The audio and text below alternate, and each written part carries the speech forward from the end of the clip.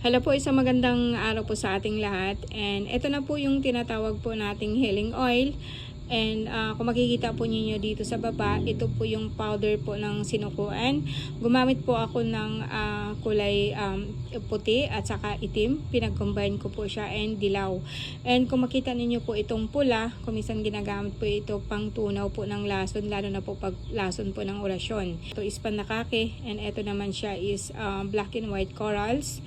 And yung iba po is mga kahoy po yan, no? And meron din po akong tinatawag ko pong baliting dagat, pula at saka itim, no? Nagbawas na po ako yung kulay brown kasi po nadidissolve siya yung tubig in a long run, parang nag-iiba po yung kulay niya.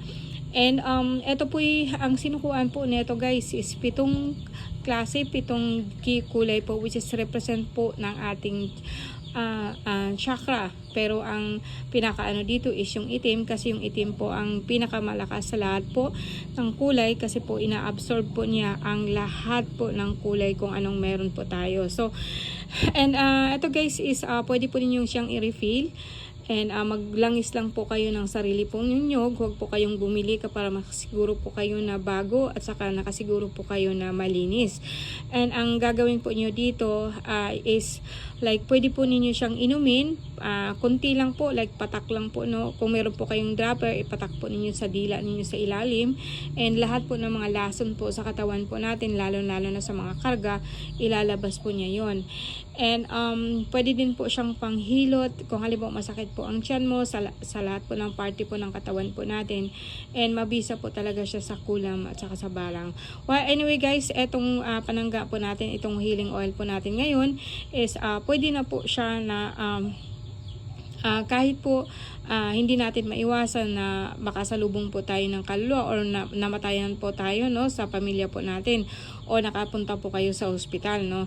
Sa ngayon po, pwede na po to, panlaban din po ito sa lahat po ng klase ng kaluluwa, lalo na po pag ang kaluluwa po is na may merwisyo or tumira or nilagay po sa atin, no.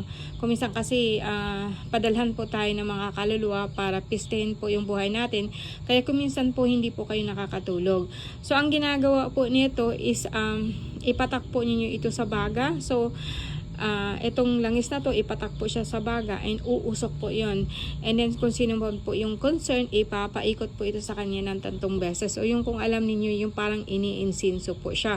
Pero ang gamitin po niya is itong langis po, no. And marami po siyang sa lahat po ng mga bata, pwede din po itong ipainom or ipahid po siya kung ano po ang problema po. Sige po guys, and maraming salamat po, no. So lahat po nasa baba po kung magkano siya and paano po kayo makakakuha para wala na po tayong problema, hindi na po tayo magsasayang po ng oras. Maraming salamat po.